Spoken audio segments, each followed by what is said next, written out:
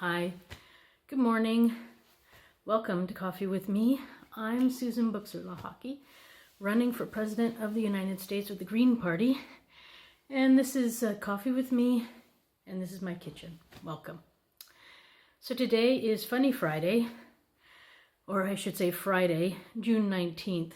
It's not actually very funny, so I'm gonna cross that off for today. It's not gonna be a funny Friday. It's gonna be a Juneteenth Friday.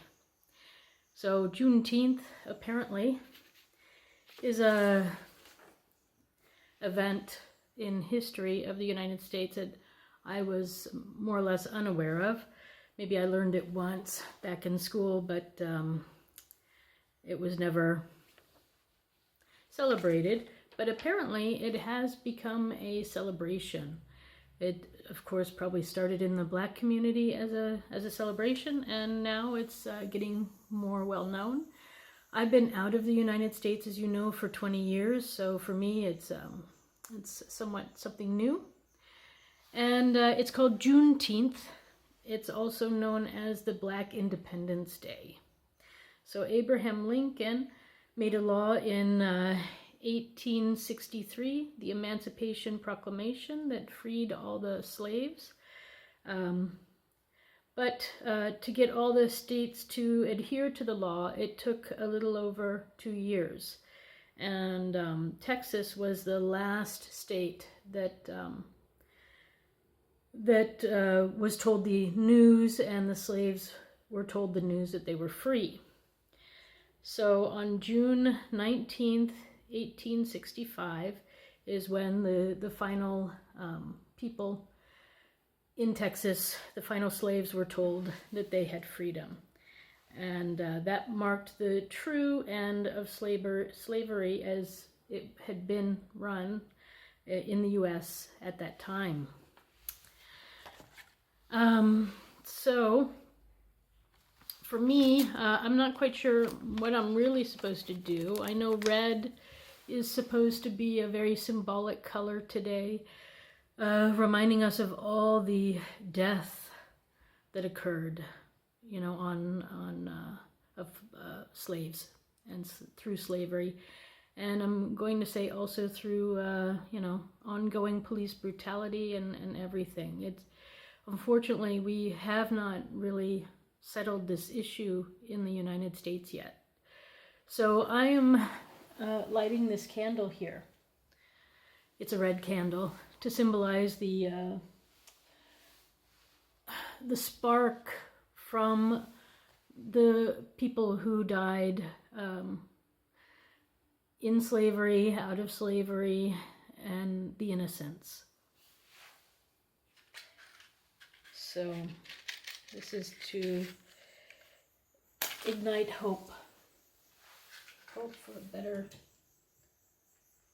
world, a better way together forward. There we go. Oh, and it's nice and bright. Here, you see that? Let me take this over so you can see it better. Where's the camera? There we go. Okay. So, yeah, we want to see it. Then I light this candle to remember all the lives that were lost.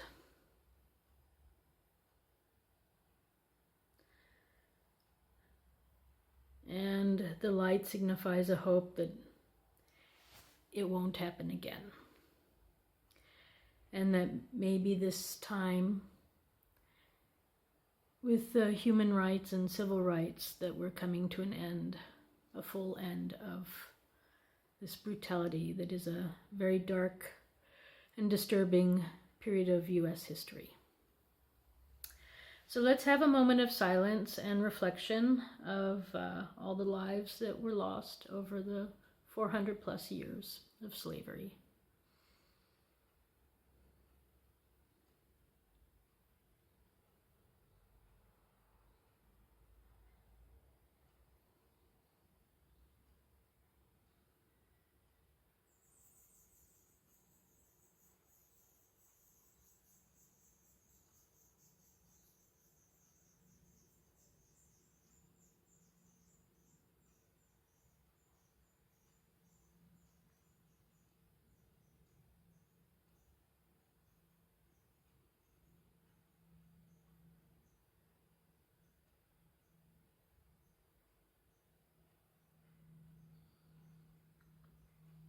Okay, and now I want us to take a few deep breaths and relax our shoulders and settle into this quiet moment, and then I have a reading for you. So take a deep breath in, hold it to a count of 4, 1, 2, 3, 4, and then let it out. And again, we'll do it 3 times. In, 1, 2, 3, 4, out. So it's in through the nose and out through the mouth. One last time. Ready? And put your shoulders down. Try to relax. So it's ready.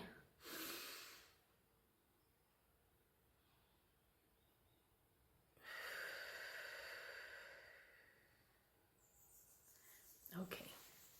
So now I have a reading.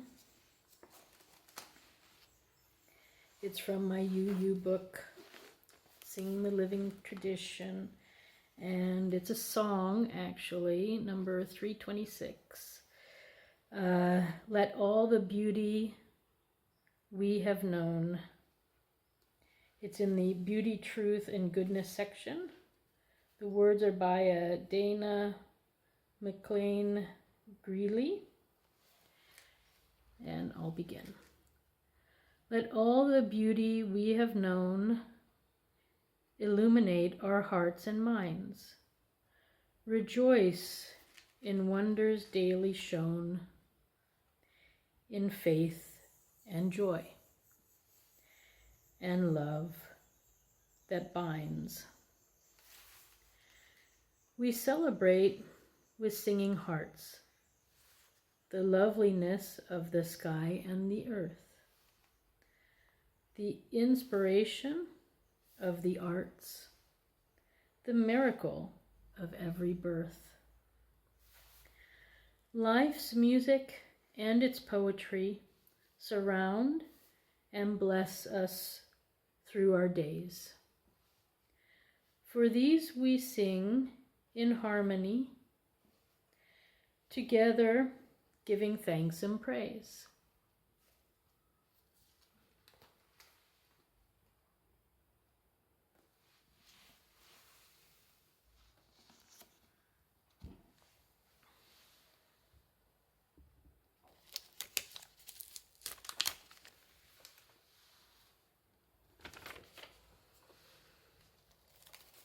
Okay. So, I'm not 100% sure how to celebrate today. I do think it should be a national holiday. This is a huge day for a lot of Americans, and well, actually it's a huge day for all Americans, I should say, and perhaps even the world, but it should be a national holiday. I'm not quite sure why it's not, but one of the things that I want to do when I'm president is work on our holidays. I don't think we're celebrating them correctly, and we need to maybe have a look and refocus our directions. But let's see what Trump is going to do, what President Trump is working on. Maybe he's got plans himself. I don't know. I'm going to take a sip of coffee. Then,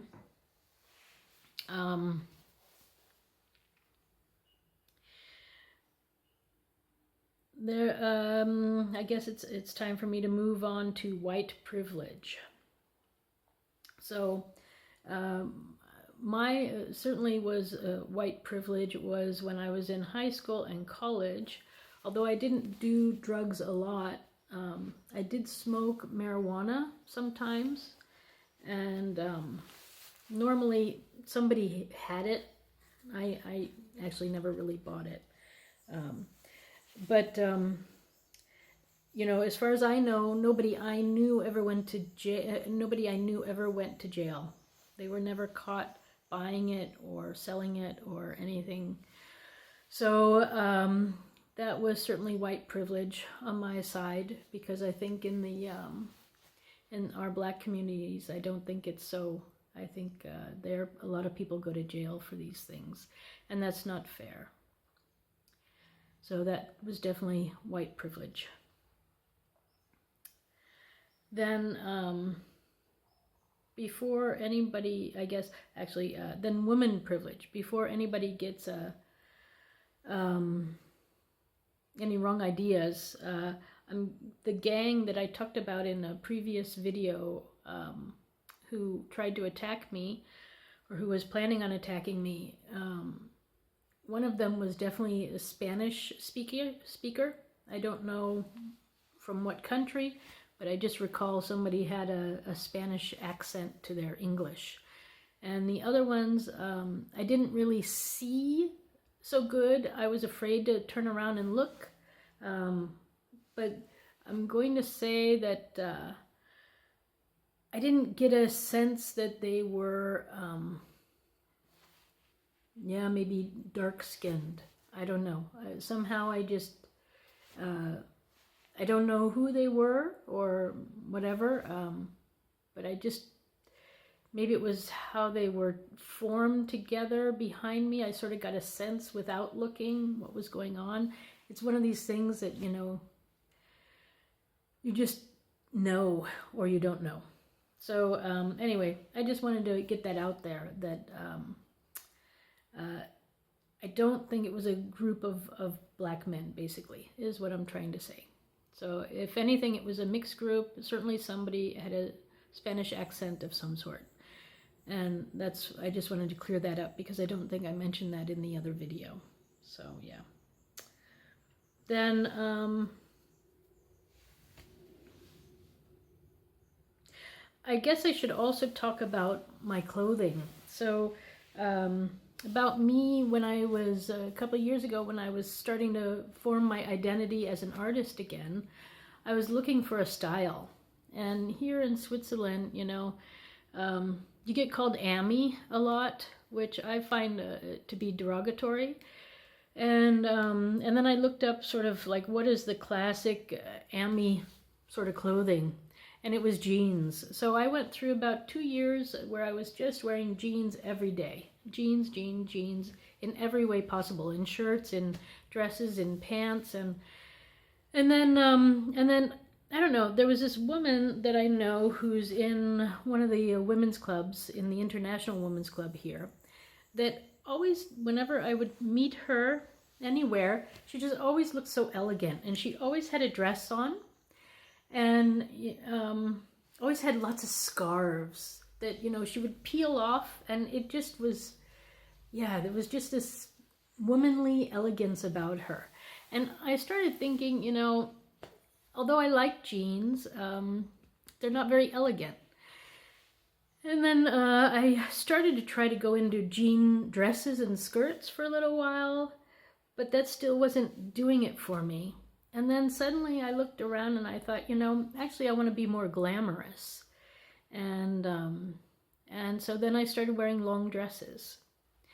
And that's how I got into the whole long dress thing. So it wasn't because I wanted to check out things, to see what life is like in a dress. I just think I like the distinction of being a woman.